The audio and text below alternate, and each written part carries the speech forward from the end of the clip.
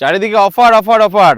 কেউ ছাতা নিয়ে অফার দিচ্ছে সিমের, তো কেউ বা ওই টোটো গাড়িতে করে অফার নিয়ে যাচ্ছে, অথবা বাইক, মোটর সাইকেলে অথবা সাইকেলে করে বিভিন্ন রকমের ভোডাফোন আইডিয়া তো নেই এখন, মানে ভিআই এখন হয়েছে।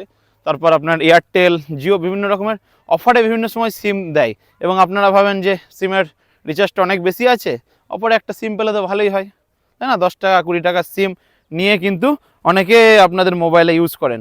তো এইখান থেকে বিভিন্ন রকম বিপত্তি হচ্ছে। অর্থাৎ আপনার আধার কার্ড অথেন্টিকেশন করে অনেক সময় বলা হচ্ছে যে সিম দেওয়া হবে, এবং যে আপনার আধার কার্ডের যখন ফিঙ্গারপ্রিন্ট মারা হচ্ছে, অনেক সময় বলবে দেখবেন লিঙ্কের প্রবলেম আছে, আপনি এখন হচ্ছে না, 1 ঘন্টা পরে আসুন, বা একদিন পরে আসুন, কিন্তু আপনার নামে একটা কিন্তু সিম ইস্যু হয়ে গেল, তো বুঝতে পারছেন? অথবা বললো যে পরের দিন আসুন। এইভাবে কিন্তু বিভিন্ন রকম সাইবার স্ক্যাম চলছে। কোটি কোটি টাকার সাইবার স্ক্যাম হয়েছে শুধু মধ্যপ্রদেশে। 1 নম্বরে রয়েছে মধ্যপ্রদেশেই, মানে জালিয়াতি সিম মানে বার করাতে। তারপর রয়েছে বিহার, আসাম, পশ্চিমবঙ্গ সমসাময়িকভাবে রয়েছে।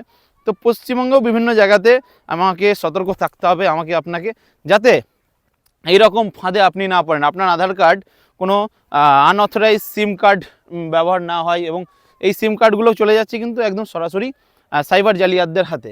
এই মুহূর্তে আমি দাঁড়িয়ে রয়েছি রাজস্থানের মরুভূমিতে, এবং এমন একটা মামলার জন্য এসেছি, পশ্চিমবঙ্গের বাঁকুড়া জেলার মামলা।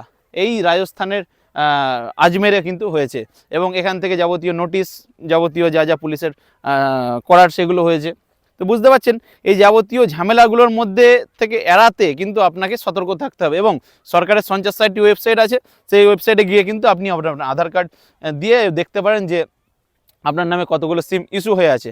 তো বারবার সতর্ক করছি যে ফালতু ঝামেলা মাথার মধ্যে না নেওয়ার জন্য আপনাকে কিন্তু যুগের সাথে সাথে স্মার্টফোন ইউজ করার সাথে সাথে কিন্তু স্মার্ট হতে হবে। আপনি একটু আনস্মার্ট হলেই আপনি কিছু জানি না বাবা, বুঝি না, এইসব করলে কিন্তু মামলাগুলো আপনার ছাড়বে না। এবং যারা সাইবার জালিয়াত আপনার থেকে বেশি চালাক, আপনার থেকে বেশি জানে, ওই সব টেকনিক্যাল বিষয়ে তারা অনেক উন্নত, এই জন্য তারা কিন্তু ফাঁসে না। বিভিন্ন সময় দেখবেন লক্ষ লক্ষ টাকা, কোটি কোটি টাকা উদ্ধার করছে সাইবার ক্রাইম পুলিশ স্টেশনগুলো, কিন্তু অপরাধী ধরা পড়ছে খুব কম। এই জন্য আপনি বা অন্যান্য সাধারণ মানুষ কিন্তু এই বিষয়গুলোতে ফেঁসে যাচ্ছে।